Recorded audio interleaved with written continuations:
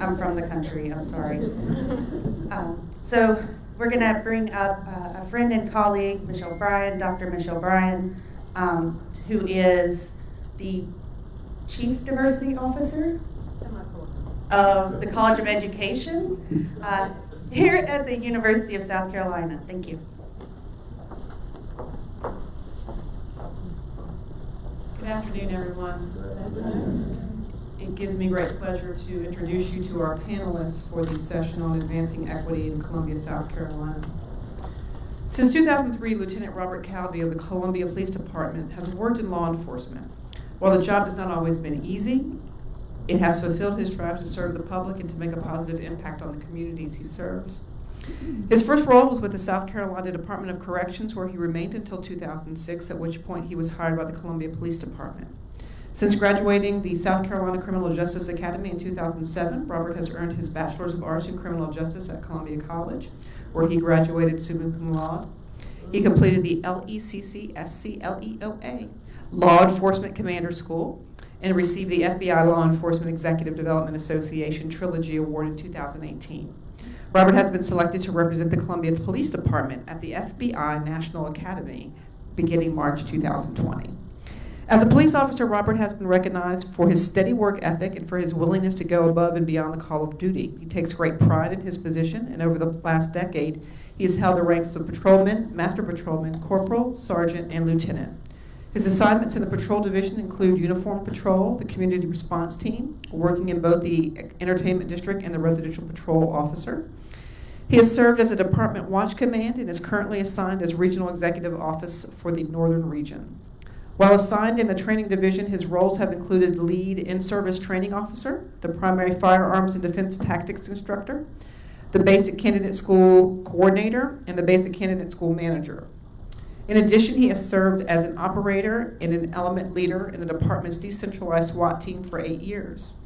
During his service, Robert has received several awards and commendations, including the Certificate of Valor in 2015 for his actions during the 1,000-year flood, Certificate of Commendation in 2016 for meritorious involvement in his apprehension of an armed bank robbery suspect, the Meritorious Service Award in 2017 for his extraordinary action to aid public safety, and the Certificate of Dedicated Service in 2016 for 10 years of continuous service, and other letters and certificates of appreciation.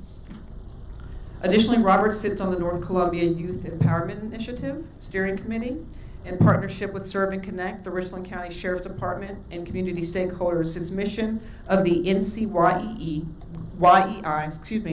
to build trust between community and law enforcement with a long-range focus on community safety, positive youth outcomes within historically marginalized communities that are subject to disproportionate violence. Welcome, Lieutenant Calby. Originally from California, Mike Young is the son of El Salvadorian immigrant who left for the United States due to the increasing unstable socio-political climates in that country. Mike received a master's degree in 2013 from the University of South Carolina in cultural anthropology for research conducted with indigenous communities in rural Guatemala. While pursuing a doctoral degree, Mike taught anthropology as an adjunct professor at USC.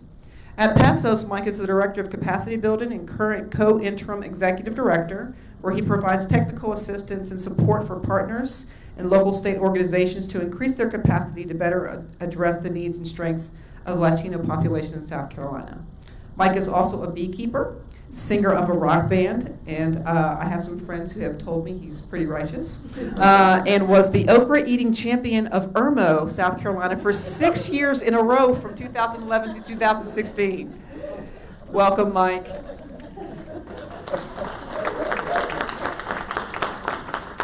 Kathleen Hays is a member of the Caddo Nation of Oklahoma. Since 2017, she has volunteered with South Carolina Indian Affairs Commission as chairwoman of the Indigenous Women's Alliance of South Carolina. She has spoken to thousands of people, including Governor McMaster, about the epidemic of missing and murdered Indigenous women. She has been working closely with the Attorney General's office to add Native American as a race option on all police reports and develop closer relationships between the AG's office and state-recognized tribes. She is currently advocating for the rights of Native American children by working with South Carolina legislators and legislative advocacy organizations. Welcome, Kathleen. Melissa Strompolis of the Children's Trust of South Carolina oversees research and evaluation and builds systems and infrastructures for prevention-oriented evaluation, data integration, research training, and facilitation of community-based action.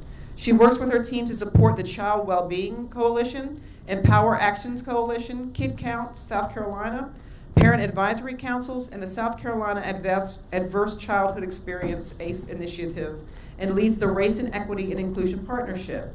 Additionally, she is an ACE Master Trainer, has numerous publications and presentations on ACEs, and sits on many advisory boards, committees, and councils. Melissa received her PhD in Community Psychology from the University of North Carolina, Charlotte, and holds a master's degree from the University of West Florida. She's an affiliate member of the Institution of Families and Society in the College of Social Work at the University of South Carolina, and the Yvonne and Schuyler Child Development Center in the College of Education at the University of South Carolina. Melissa volunteers as a guardian ad litem for Richland County CASA, an organization that advocates for any child referred by family court in this county. She is also a member of the Society of Community Research and Action, Division 27 of the American Psychological Association, a membership organization for community psychologists. Welcome, Melissa.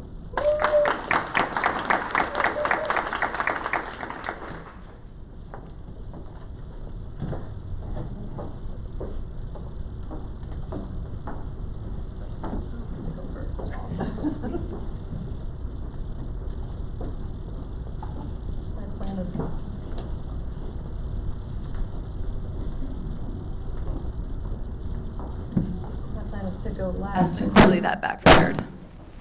Is this one okay? Okay. Well, good afternoon, everyone. Thank you so much for being here on this second or third day, technically. We're really excited to be a part of Equity Summit this year and to be able to talk to you about. Okay. Nope. Sorry.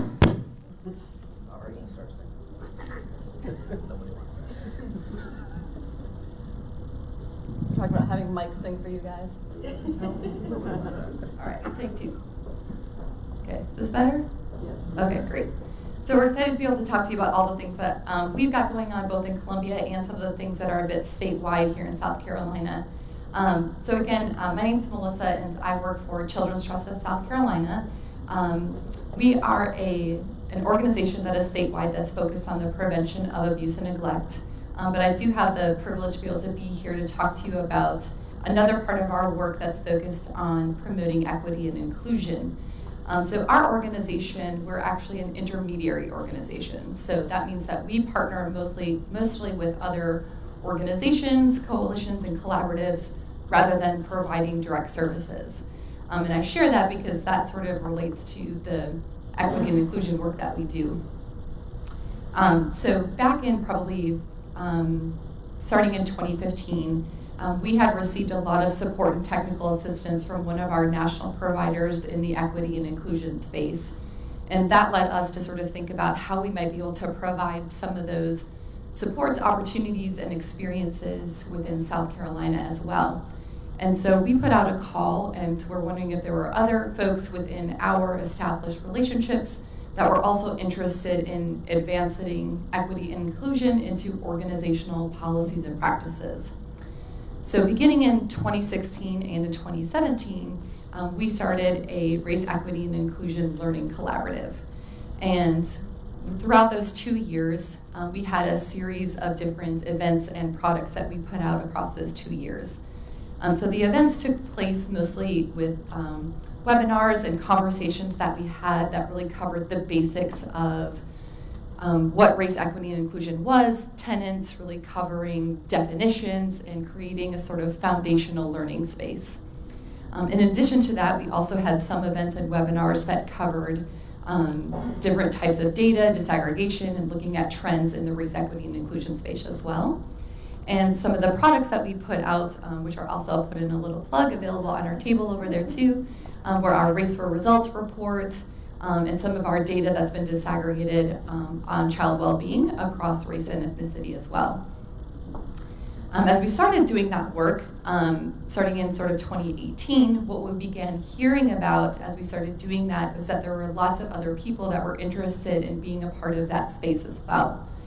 And so that led to people that were just interested in wanting to hear more about what was going on, wanting to have more types of these learning experiences.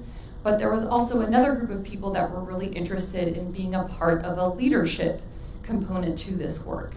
So in 2018, what we did is we also put a call out to the same group of people to say, all right, who's interested in that said, yes, we want to be at the table to help lead and plan and put on this work. And so that led us to sort of develop this leadership team that we called the Race, Equity, and Inclusion Partnership.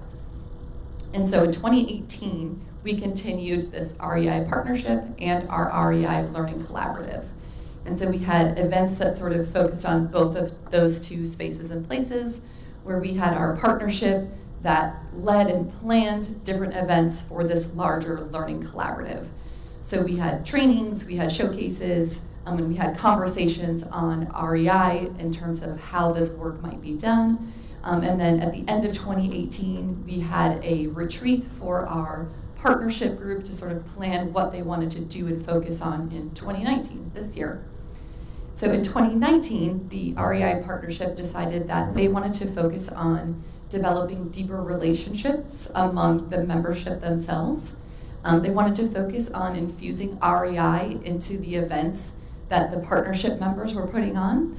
And they also wanted to focus on developing an REI resource that could be used to help organizations infuse REI into organizational policies and practices. And so what we are very excited to be able to do and to show everyone at Equity Summit 2019 is that as a result of these 16 organizations that are involved in the REI partnership, that we have 2 products that we've released here, and they are, if you haven't picked them up already, they're available at the table over there. But we have 2 guides. One is a practitioner's guide, one is a leadership guide, but these are guides to promoting race, equity, and inclusion in the workplace. So the guides provide you with a perspective where if you are interested in doing this work from an organizational perspective, don't know how to get started, don't know where to get started, and need a jumping off point on your journey, wherever that might be or however that might look like, this might be a great place for you to start. It's doing it without judgment and knowing that your journey might be linear, it might be circular, it might be a big, huge, giant mess, and that's totally okay, and you have friends among you who are there to help you on your journey. So there's lots of tips in here about resources that you can get, but it's full of different policies and practices that can help you promote equity and inclusion. The really cool part about the guide as well is that we were also able to tag different policies and practices in here that also promote gender equity in the workplace as well. And those are noted within each of these guides. The great thing about the guides as well too is that it's basically the same information, but if you're coming from a macro or a micro perspective, if you're a practitioner or a leader and you just want it presented in a way that works for you, you can pick up the one that does work best for you.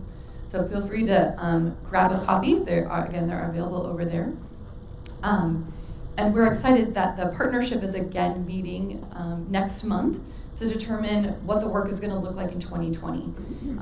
This group is really invested. They've been invested over the past couple of years, and they want this work to continue.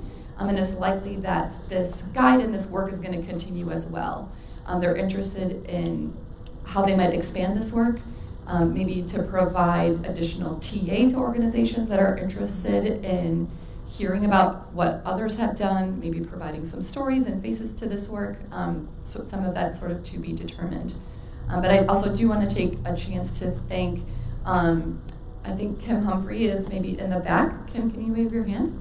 She's been really instrumental in getting this product over the finish line. And we do also have lots of other organizations that are a part of the partnership in the room today. Obviously, Bingo and Kate are a part of here. We've got Eat Smart, Move More. We have the Human Affairs Commission. We've got Richland Library here. The organizations are also listed in here as well. So if you see any of those partners, feel free to ask them about it, give them a big thank you. But we're so thankful to be a part of this, and I'm very thankful to be the one that's up here talking about it. So thanks. Quiet. Good afternoon. My name is Kathleen Hays. I'm really grateful for the opportunity to get to talk to you all about Native Americans in South Carolina. So I volunteer with the South Carolina Indian Affairs Commission. It's a nonprofit that was started 35 years ago. It's made up entirely of volunteers. So the commission is made up of several committees, and the most important committee is the Council of Chiefs. So each of the 10 tribes in South Carolina has a seat on the Council of Chiefs. There's one federally recognized tribe in South Carolina, the Catawba Indian Nation, and there are 9 state recognized tribes. And then there's also a seat on the council for folks like me that are from out of state that represents the intertribal community. The committee that I chair is the Indigenous Women's Alliance. So I advocate for Native women and children in South Carolina. When I became chairwoman, and still now, the national conversation in Indian country is about the epidemic of missing and murdered Indigenous women. Native women in America have a murder rate 10 times the national average, and 4 out of 5 women have experienced violence. So those are the national averages, but when you focus in on certain communities, the statistics can be even worse. In Seattle, 94% of Native women have been raped or coerced. Those numbers are just, to me, unimaginable. I cannot imagine if 94% of the women in South Carolina had been raped or coerced.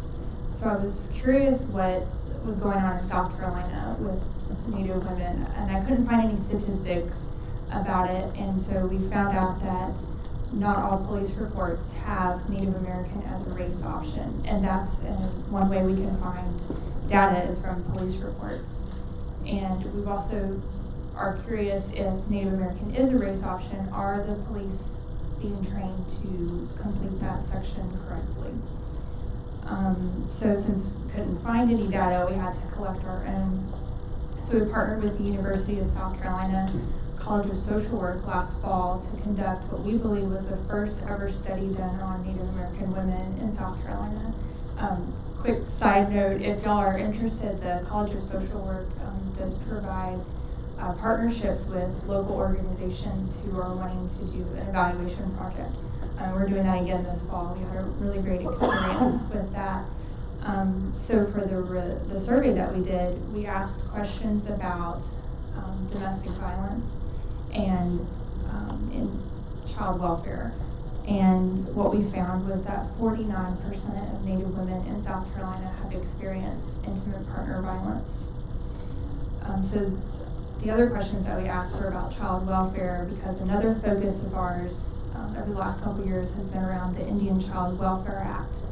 In the 1920s and 30s, at least 25% of Native American children were removed from their homes and placed, the majority of them were placed in non-Native homes. So we lost a lot of our culture during that time.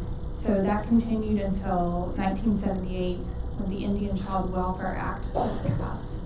And that is the gold standard for children, and it is an excellent law, but unfortunately it only applies to federally recognized tribes. So the 9 state recognized tribes in South Carolina have no protection under the Indian Child Welfare Act. And what we found is that other states that have state recognized tribes all have laws that kind of mirror the Indian Child Welfare Act, and it applies to their state recognized children. And so what we want to do is have an ICWA style law in our state to protect the children of our 9 state recognized tribes. And so we've been meeting with legislators, and one has agreed to submit a bill this session, which we're really excited about. So if y'all want to keep up with that, you can follow us on social media as we go through the legislative process for that. And one last thing I want to say is on Saturday we have an event. If y'all want to come out and meet some of our women, we are having the first Native American art exhibit at the Nickelodeon on Saturday from 1 to 6, and I'd love to see you all out there. Thanks for listening.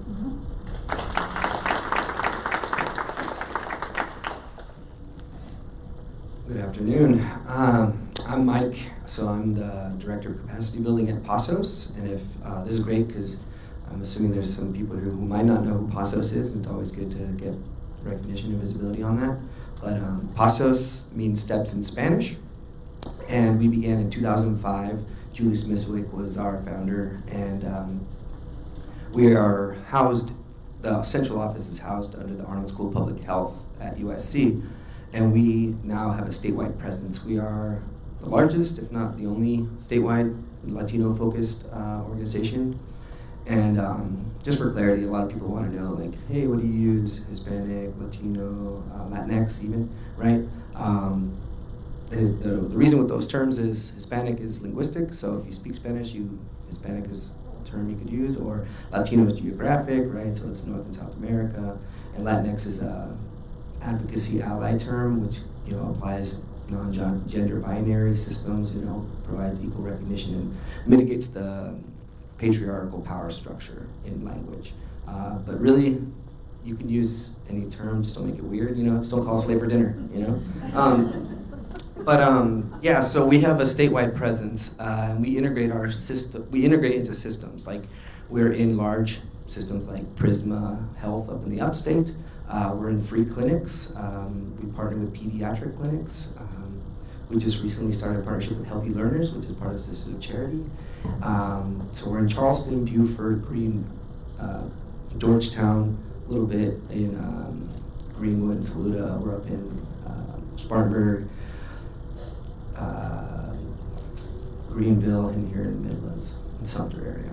But we have a programmatic kind of approach, and that's kind of how we feel like this applies to this summit, because we put a lot of that theory into practice.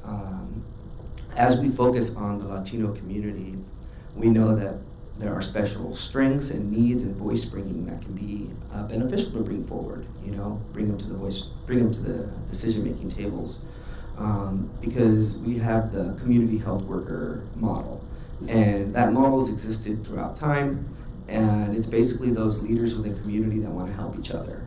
And the really strong structure came out of Latin America. So these are leaders within the community that are willing to give their time, and institutions and other kinds of support systems have provided them with resources and accuracy to be able to leverage that trust to support their communities. And community members know what's going on in the community, right? So the solutions exist within the community. So we kind of use that Paulo Freirean approach, where a change maker is someone who believes and trusts the community, the others, to know, to act, to dream, to build, all that kind of stuff, right? So those solutions exist within the community, and it's our role to bring them forward and push for those changes. And but to describe some of our work, we apply a multi-generational approach. We work with families, parents individually, and children. So we screen children, and we connect families to resources that they may need. So basically, we sit down with families and we're like,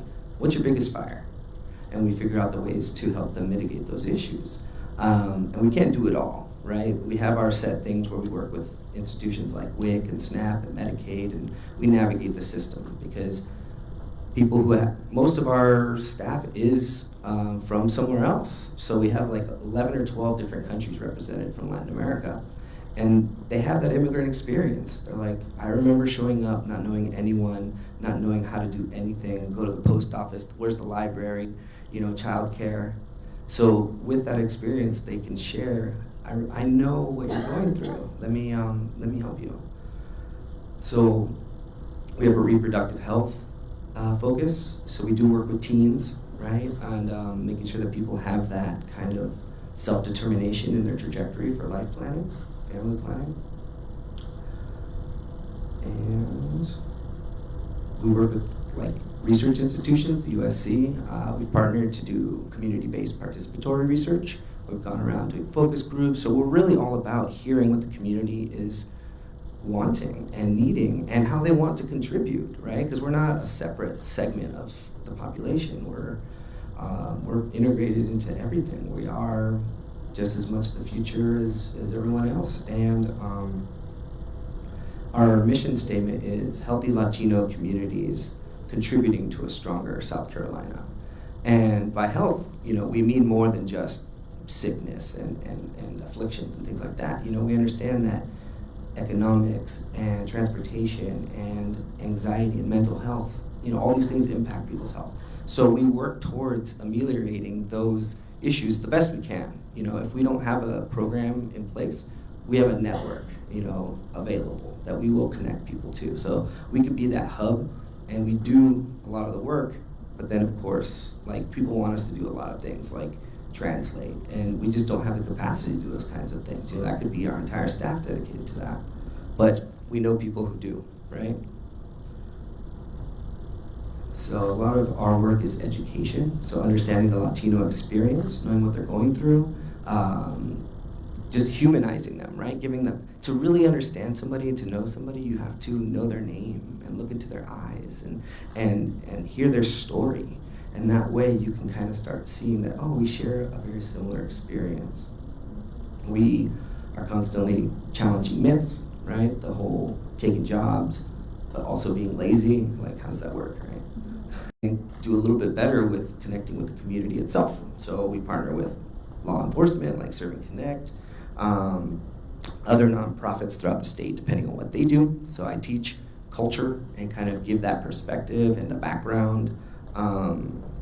We work with WIC and DHHS, coalitions, and we hold events. We hold events in the community where it's all about networking. So finding out who the leaders are and then connecting them. We just did one up in Spartanburg called Voces Comunitarias.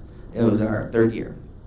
And we know that there's a network that exists there, but we wanted to really amplify those connections, make those spider web stronger.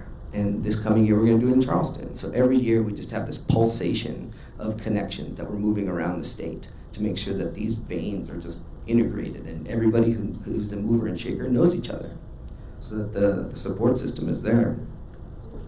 And lastly, so we educate, we connect, and then we advocate. So we hope to change the systems so that they work better for individuals. I mean, policy change could be so simple as we've told an agency, let's say insurance company, hey, send your bills out in Spanish. And once they're like, our Spanish families aren't returning they're not paying on time, or they're just not paying at all. Once they change that policy, they want to pay, they just couldn't read the letter. So once they did that change, their return increased tremendously. And then in general, we support organizations looking for like bilingual staff, just providing the things that the community is truly asking for, right? So it's that voice bringing, allowing them to shape the future that they envision. So that's kind of how I see this playing directly into equity, right? It's that addressing the specifics, strengths, and needs, and knowing that once everybody has a paintbrush, we can paint a much more beautiful mural together.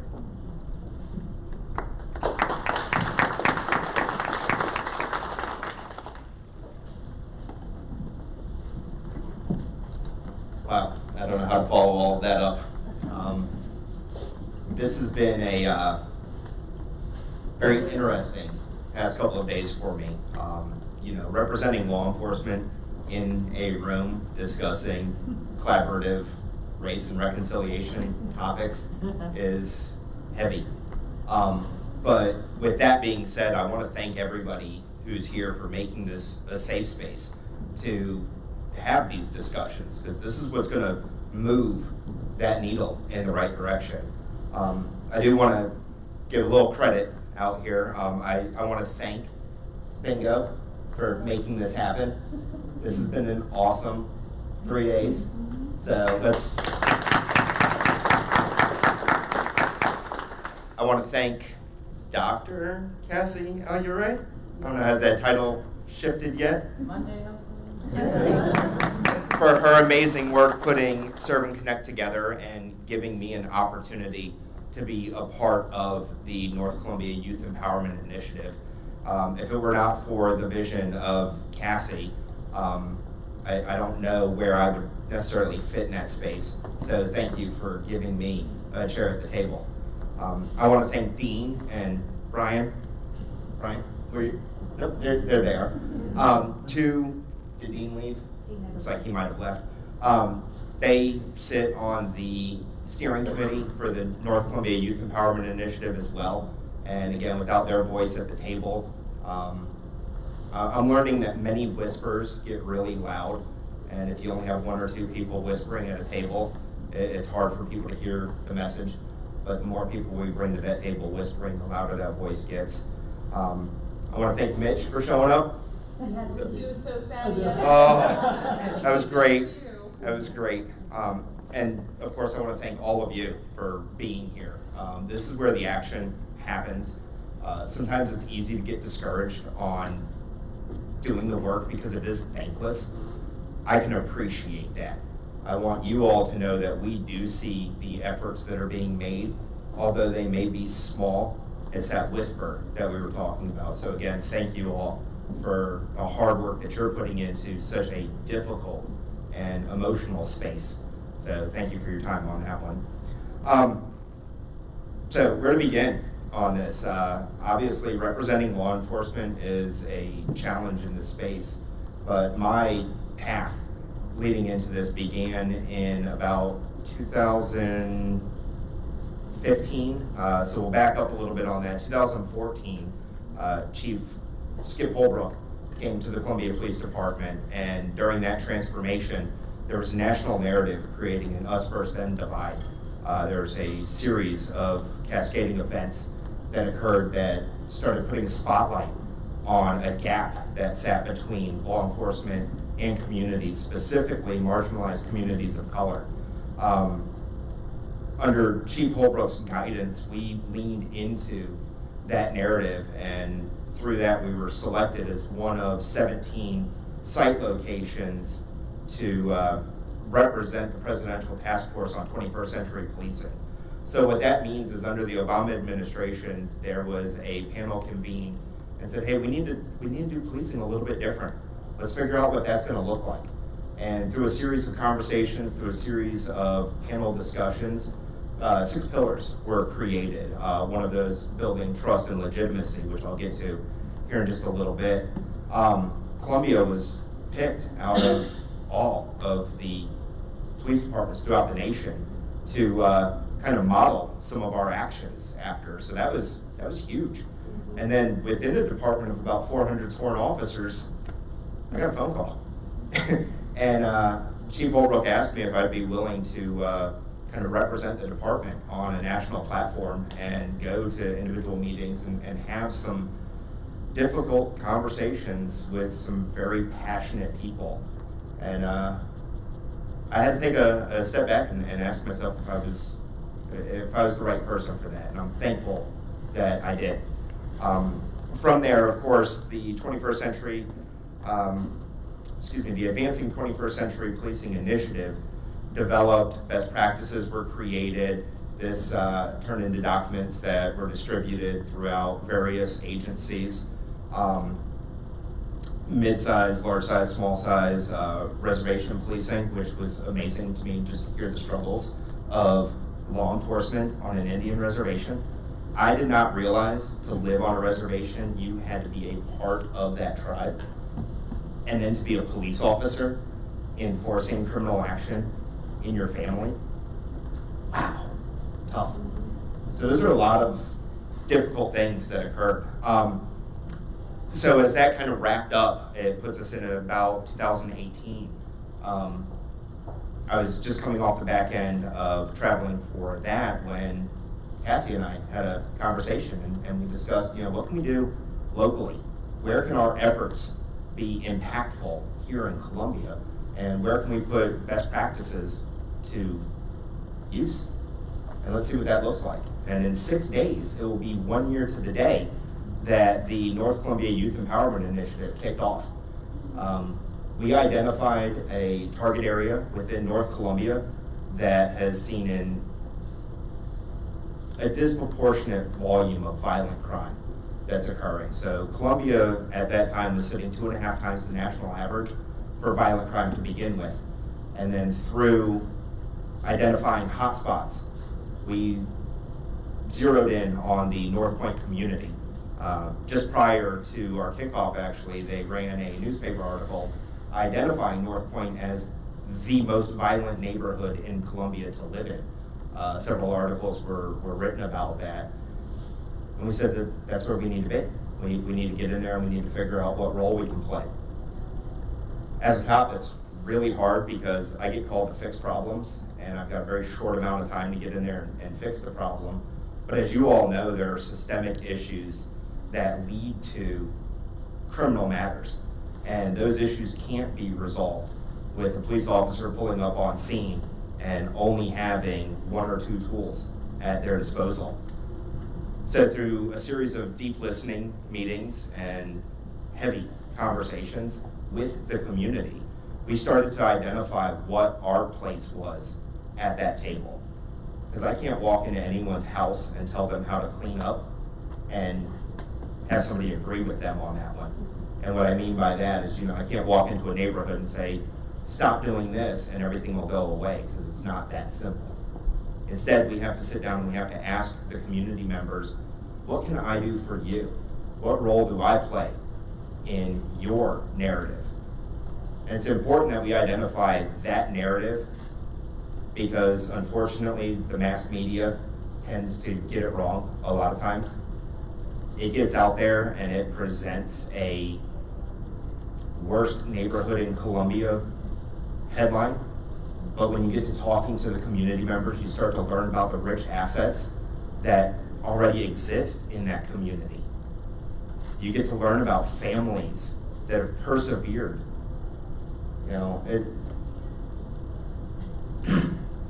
It's wonderful to be able to talk to somebody who has been 8 years sober from narcotics addiction, wanting to find out what they can do to help their neighbor. That's powerful. But that's a conversation that wouldn't have been had if we did not have acceptance into that space.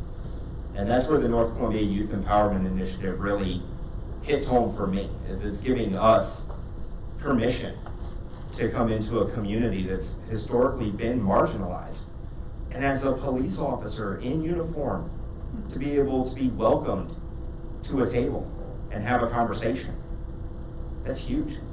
We heard earlier today how, officers walked into a community meeting and, kind of the record skipped, wanting to know, hey, what's going on here? We recognize we can't just walk into that room. We have to ask to come into that room. And sometimes we were told no. And that's okay. It's not personal. But it gets heavy at times, as you all know. And again, if it weren't for the advocacy that's going on right here in this room, I don't think I would have been able to be invited into that community and receive the phone calls that I'm receiving now before violence occurs. And to me, that's that metric of success. That's where we start to see where we're making that difference. And it might not seem like much, but when we start getting phone calls about gunshots, that lets me know that the community's trusting law enforcement to do something about that. And we heard earlier again the see something, say something approach to crime reduction. I would like to throw one more component in there. If we see something and say something, police must do something about that. Because if you continue to yell and nobody yells back, you eventually stop yelling. I would be remiss if I didn't mention some of the other components to what the Columbia Police Department is doing to kind of push this balance between law enforcement and the community.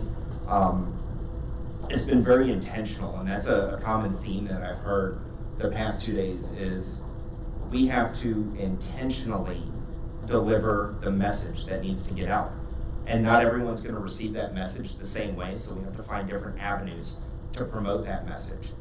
Through that, we've created what we call a Beyond the Badge program, where we take newly sworn officers, their first week after graduating the police academy, they come offline in a non-enforcement capacity and engage community programs. And that can look like going to the Children's Hospital and providing services there, playing bingo with elderly communities, going to the soup kitchen and serving, reminding officers why we got into the profession of community service.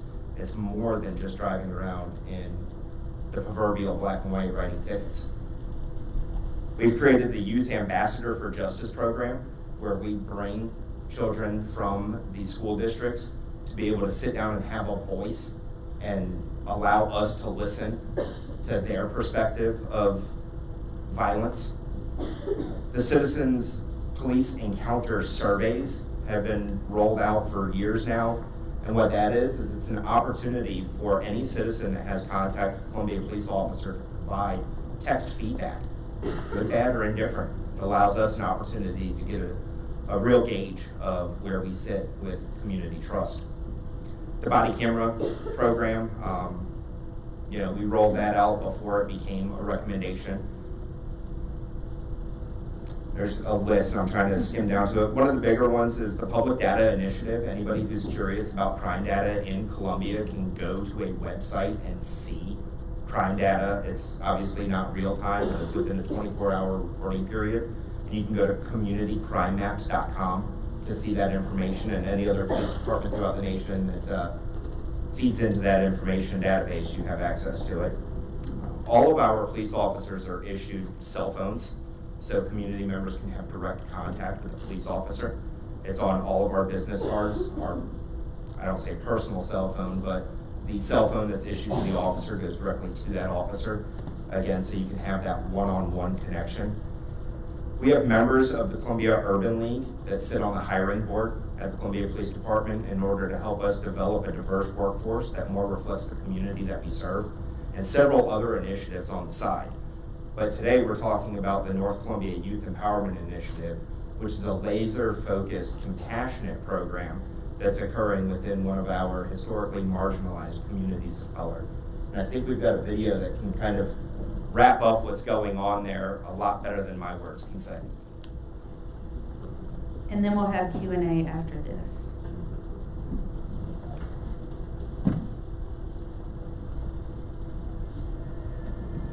My name is Zaria Sherman. I was born and raised in North Columbia. Almost every day, someone knows me. That's one thing I like about my community. Everybody knows each other. Someone needs help. Somebody's gonna reach out to you, and just really fast. It was working. The majority of my community is Black. It's African American. So it's like a family. Just a huge family on different streets. A huge family on different streets. But we do get an awful name sometimes. And I wish that, wouldn't happen, but you just have to be here to understand what goes on here. My name is Rhonda Marshall, and I've been working in the North Columbia area for about 15 years.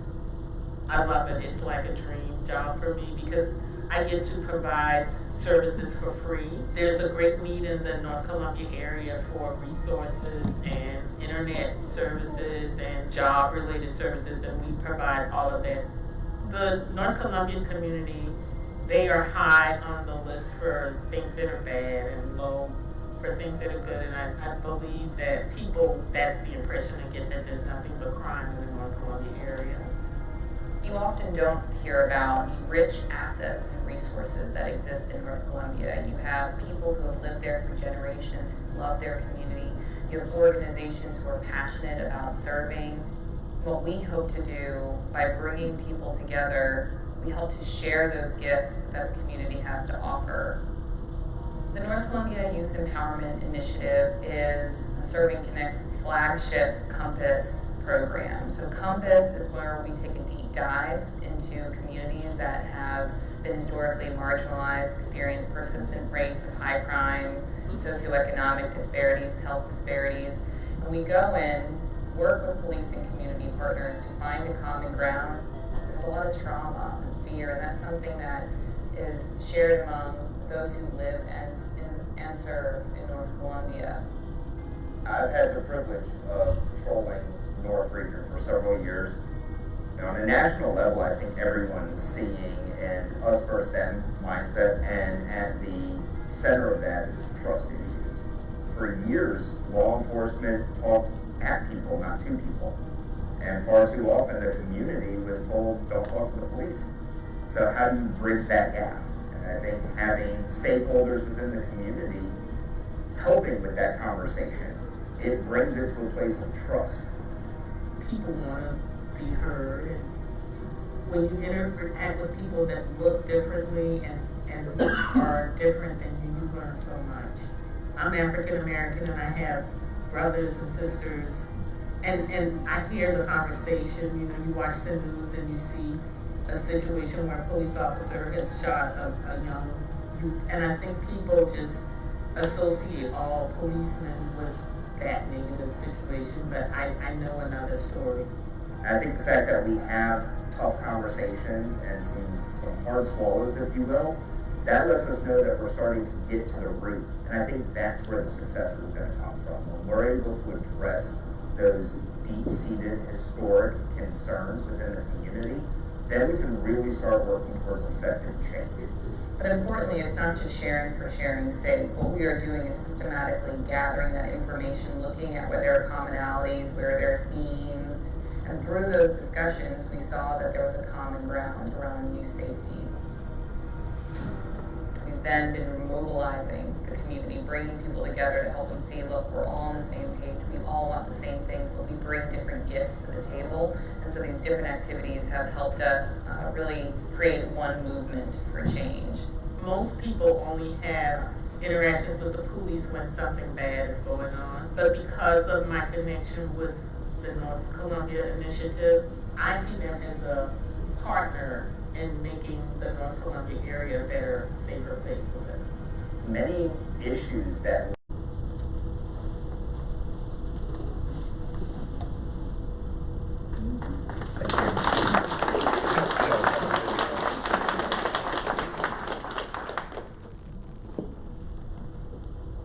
So another panel that really touches me very deeply because I have the pleasure of being able to work alongside these people. But let's get some questions.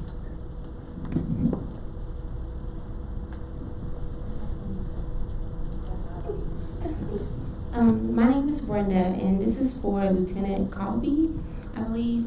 So when I'm in different meetings, and it may not be the counties that I serve, I find the conversation about the violence in different communities. And so community members, I see it on Facebook as well, and I see it in these conversations that I have at lunch.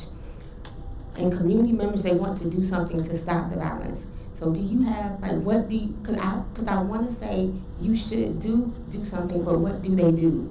If it's just community members and then the police may not be there to assist, how do they start it? Is it just starting the conversation like what the shirt says? Is that the beginning? I did a plug for you. So that's my question. Thank you for that question. That's one that we get a lot because it is difficult. It's hard to ask the community to help law enforcement reduce violence because you're the one who has to put your proverbial neck on the line any day. But there's several options that are out there. The biggest one is notifying law enforcement. If you know who's committing criminal actions, tell us. That way we can remove that element from the equation. And that is so much easier said than done. Because sometimes that's a family member that's involved in it. Sometimes that's a best friend, and sometimes that's the provider for the family that's causing those actions. But it really does come down to having that conversation and getting that conversation started with law enforcement. And that's going to rely on trust. Far too often, communities report up that I called the police, but nobody showed up. Doesn't take you very long to stop calling the police when that happens. But maintain persistence and take stake in the community. Recognize that crime will flourish where you allow it. And one thing we did do in North Columbia was we did a welcome table session, which is the process that the collaborative provides. And it was 12 hours, and it was really hard.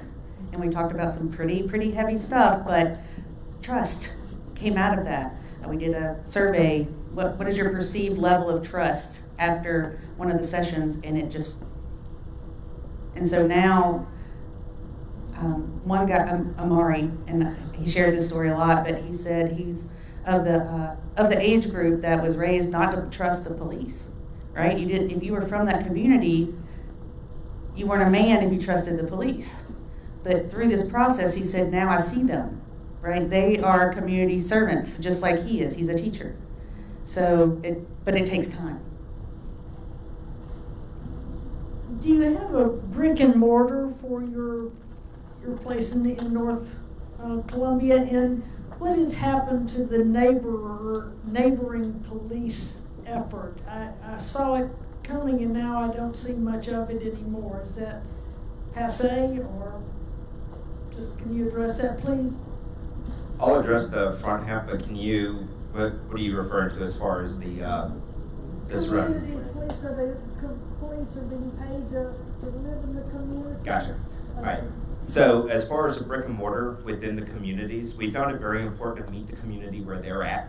So we asked the community, what's convenient for you, and we'll be there, rather than trying to have the community go somewhere that's not their space. Because again, we're coming into a community asking what we can do, and it doesn't work if we say, okay, cool, we'll do that, but you have to come all the way over here on the other side of town. It just doesn't work. So we make it a very intentional point to find out where the community needs us, and we're starting to meet in their community centers and identifying different components within the community, and we'll go to them. So sometimes one community may fall under an umbrella of a name of the community, but stakeholders live in different areas. So we utilize locations that are best suited for the community for us to enter into that. Now, as far as initiatives to bring officers into the communities, obviously I can't speak for any other agency, but the Columbia Police Department actually provides a residency bonus for any officers who do live inside of the city. And as a city entity, there are incentive programs to move into different zones within the city itself. So we're trying, but at the end of the day, that's, you know, if somebody wants to live there, they're gonna live there. But we make as much effort as we can to bring officers into those communities. That being said, we also make it an intentional action to have officers patrolling neighborhoods that they can best represent. So it doesn't do us any good if we have the wrong officers in the wrong neighborhoods. So that's an intentional act as well. Thank you, gentlemen, but my two questions are for the ladies on the panel.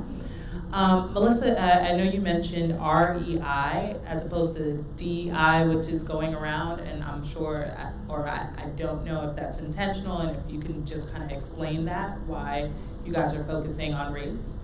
And then the next, for Ms. Hayes, is there any current bills or local kind of legislation that those in advocacy and policy need to be aware of?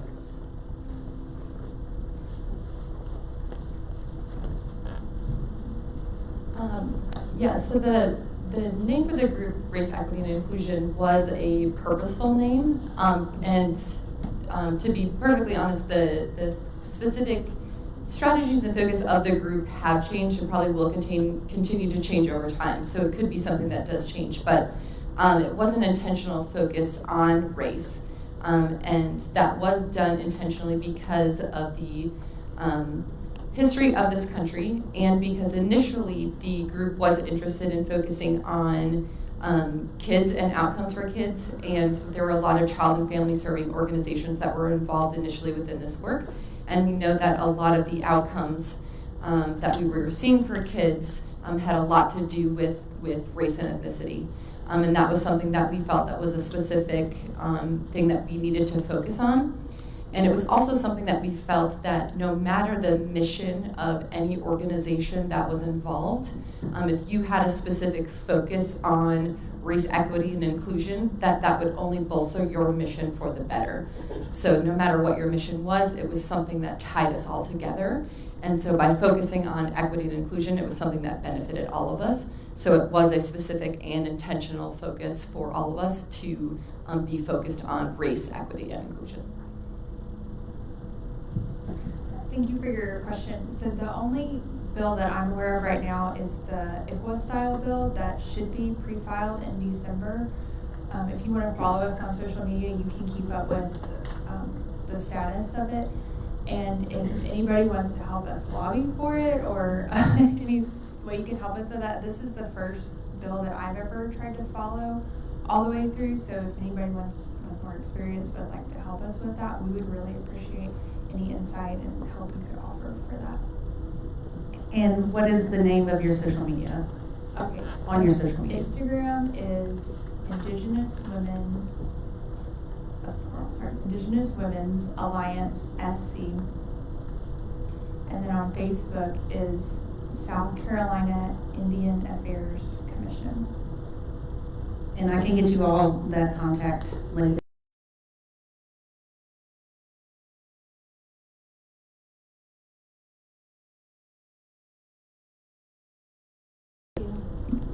Thank you all for sharing the work that you're doing. And my question is for Lieutenant Calby. And so I do understand the importance of having an interpersonal level of trust between the community and the police, and the benefits that can come along with that. But even when there is trust, an arrest is still an arrest, and an arrest comes with implications that are pretty detrimental. And like, as we know about recidivism rates, arrests and incarceration doesn't always actually mitigate crime rates, and sometimes it leads to higher crime rates. So does your department do anything when dealing with crime or when called out for a crime that is like any process for rehab or diversion or just mitigating or de-escalating the incident that doesn't culminate in an arrest, or pre-arrest, like exhausting all options before making that arrest? Thank you for that really easy question to answer. Obviously, there's a lot of components involved in police and enforcement. The state of South Carolina has several diversionary programs that are available. One of significant importance right now is a conditional discharge that's utilized a lot with marijuana possession charges, which, as we know, tends to overcrowd the prison system. So having pre-trial intervention components is always a helpful avenue. However, when our officers arrive on scene, of course, at a certain point, they're going to have to take an action. The goal is to impact the community prior to that action needing to be taken. And there's only so much that law enforcement can do in that space. And that's why we're leaning into our partnerships with other communal resources and identifying what are those underlying causes that have led to the incident that led to police involvement. And that's not an overnight solution. That's a deep ask in some communities, because we have to peel back several layers of trauma. Obviously, I don't have numbers to support it, but it's often said that the children that live in these communities are experiencing trauma at levels that are unseen in war-torn communities. That's powerful to think of when that's happening here in our own homes. So we need to find out what resources can we do on the front end. And of course, not everything's going to be a law enforcement solution, but it's programs such as the North Columbia Youth Empowerment Initiative that gets the right people at the table to be able to help elevate the voice of the community and find out what needs currently exist and who can we tap into to help fill that need. Hello, my name is Randy and I'm with Richland Library, and my question is for Mike. Earlier you referenced that one of the things that you do is teach culture. Could you elaborate on some of the strategies that you use to actually teach culture? Thank you. Sure. So my background in cultural anthropology helped me kind of dissect and understand meaning making and how people, go through time and connections and just the definition of culture, you know what I mean? These patterns of behavior that is taught. And how people form groups and have microcultures, locally and then regional and national.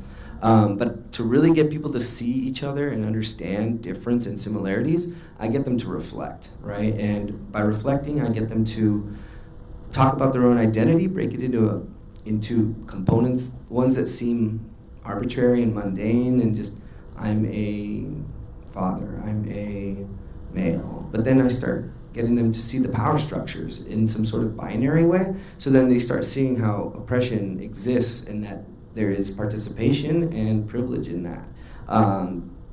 So just seeing other people's experiences, because other people's struggles are invisible to you, So that's kind of the basis for how I get people to understand the ongoing changing system that is culture, right? So, because it's like asking a fish to describe water, right? So getting people to see that water is difficult, but it's possible.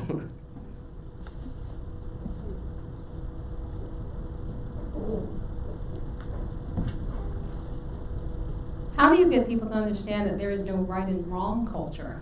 Because many times we want to believe that ours is the best, the only, the one that everyone should conform to.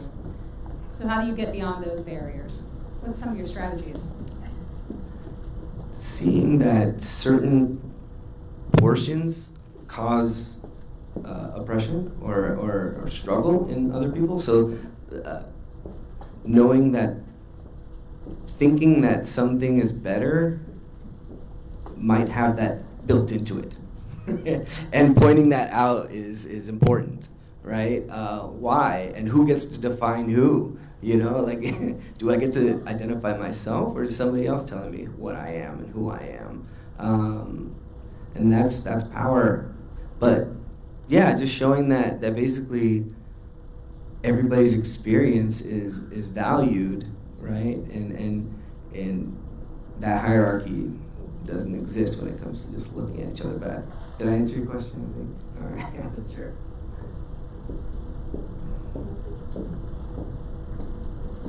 Quick question. Well, I have two. I'm not as familiar with Columbia. I'm sorry. I'm not as familiar with Columbia as most people, I would imagine. So you're with the Lieutenant Calby. Yes, ma'am. So you're with the Columbia Police Department. Is this initiative across all of it, or do you only work in North Columbia? So the North Columbia Youth Empowerment Initiative is intentionally isolated to just one community. As we all know, this is a heavy lift. There are several other initiatives that are going on in different communities. This isn't the only initiative that we're working on, but this is one community that's having one initiative specifically devoted within that community, and then the hope and the goal would be able to determine those best practices in that roadmap to be able to replicate that. And obviously we're finding that every community's need is different, but sometimes that blueprint can kind of at least get us started. Awesome. So the second question is, since you guys started doing this great work, and I feel good about saying that, have you come out with any statistics in terms of how crime has been affected by you all's presence? Do you have anything we can grab hold of yet? Not yet. Unfortunately, actually, Cassie may be able to speak to that. Well, I will say I can't speak to the crime component, and I think, Robert, you've made it, I think we all share the recognition that that type of data. Thank you so much. It's going to take a long time, probably. Especially even you indicated some of the trends that are being seen, but even trends are seasonal, and you got to think this has only been a year of really intense, like deep dive work. I will say that, as Bingo shared, we do have some preliminary evidence that is moving in a positive direction. For instance, after the welcome table, improvements in both individual and shared perceived power, as well as group trust. We also see sustained engagement of partners over time, especially of residents increasingly. We do have a report. I've been getting drafts of it. I should have a new draft in my inbox on Monday. That something that's really interesting is we initially started with the intention of doing more of a survey that was based on evidence-based constructs and methods. But we wanted it to be very embedded in the community and sought to get feedback from the community on how to design it. And we're told pretty bluntly that it was not a very culturally competent method to facilitate that information. And actually, it wouldn't have gotten at the depth of the stories and narratives. Like, it may have told us at that surface level, but we needed to dive deeper. So we've had a lot of rich qualitative data that we're using both qualitative and quantitative methods to really break down, to see those themes. So I'm really excited, and that should be out within the month or so. So please stay tuned in terms of the initial next steps. Sorry to dive in, Robert, but. Absolutely. And in a less scientific measurement for myself, citizens are calling 911. That's huge. That doesn't sound like much, but we have a community that has distrust in law enforcement. They're calling us to come solve the problem. If that's not a win, I don't know what is.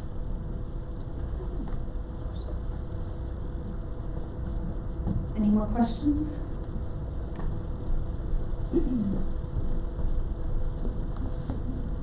Okay, I have two, for two different people. But first, Ms. Hayes, is that right? I'm curious, when you talk about the violence against Indigenous women, what causes have you guys identified, particularly systemic causes, and then any potential solutions, particularly that you would like more people outside the immediate community to think about? And then I have one more for the lieutenant. That's a great question. Thank you for asking that. So there's a lot of reasons why this is happening. One is stereotypes, the sexualization of Indigenous women. I mean, how many Halloween parties have you gone to when there's a Pocahontas that's there? That's a huge problem. Also, lack of tribal resources. I think you said there's 400 officers in Columbia, thereabouts. The Navajo reservation is roughly the size of South Carolina, and they have about 200 officers. So can you imagine having the city of Columbia Police Force and telling them to patrol the entire state of South Carolina? So that's a huge problem. And also jurisdiction is an issue. Tribes have sovereignty and they have jurisdiction over their own people, but if a non-native comes onto the reservation, they cannot prosecute them. And the people in the area are aware of that, so you can literally go onto the reservation and get away with murder. Fortunately, the Violence Against Women Act has a provision that allows tribes to prosecute non-natives for certain violent crimes. So it's very important for that legislation to be continued to renew. And there's other legislation like Savannah's Act and Not Invisible Act. Since we now finally have the first Native American female representatives in Congress, they introduced this important legislation now that we have representation and women speaking up for our communities in Congress. That's been pivotal. One solution that we need is data. We need data to know what's going on before we can really address the issue, and just raising awareness. People talking about NMIW and telling their friends about it. And it's important for police officers to have good relationships with the local tribes and their communities. So those are the solutions that I can see. Thank you. Wow. And then my other question was, when you were talking about the, rebuilding the trust with the community, and the things that the police department has done, what kind of training for the officers themselves, how has it changed or improved? And then specifically, do you guys do implicit bias training? Great questions, as always. Our training curriculum is constantly in a state of evolution, and I do think that the national conversations are helping guide how that training goes. A lot of it is focused on CIT training, which is crisis intervention training, but we are recognizing that there are blind spots within our training department, and we're trying to reach out to different vendors and identify kind of where some of those gaps are. But we put a heavy focus on procedural justice training, which does have an implicit bias component to it. So recognizing that a lot of the community doesn't understand the process of law enforcement, or should they? I mean, that's kind of where our job lies. But recognizing that being able to explain the process better to the community helps the community kind of buy into what's going on. And a part of that is publishing all of our publishing our policies and procedures online. I corrected myself by saying all, because I don't want to box myself in saying they're all out there, because there's some policies that we just can't put out there. But our policies are available online for citizens to review. But specifically, anything with the title of implicit bias it's not necessarily framed in that context to the way I think it should go, but you know, we're all experts in our own opinions. But it is sprinkled into the majority of our training in some way, shape, or form, recognizing where those biases lie and how we can identify those biases and how we can kind of disrupt that cycle of decision making. So on that, we started last year with a partnership with Jackson and with Birmingham, and have been seeking funding to do a Tri-City collaborative. Susan Glisson again, also, so we have a meeting with Kellogg at the 1st of January because it costs money to do this kind of thing. And so, but actually I've been in conversation with both Chief and Sheriff Lott, and they're on board to do this kind of thing. It's just getting it implemented has been kind of a struggle. Help me thank these people doing such great work in Columbia. So I will put one more plug in. T-shirts, no. So or do you want to do the plug for Bountiful Harvest? So part of the NCYEI and with Serve and Connect and Richland Sheriff's Department and Columbia Police Department, we are having a Bountiful Harvest event at North Point Estates in the new baseball field. I'll tell you where it is. Rain date, it'll be at Catherine Bell Field, not rain location, so 2611 Grant Street. 2611 Grant Street. One of the things that we've heard and seen is that there's a lack of winter coats for a lot of the kids in these neighborhoods. So if you'd like to donate coats, pretty much any size will go to use. And we're just going to also have fun and bring some resources. I don't know what all this means and when the day is. I'm sorry. I'll talk to you afterwards. Okay. Also, here's an email that goes directly to both me and Kate Shane for more information on things. And speaking of Kate, can you all help me thank her for making this happen?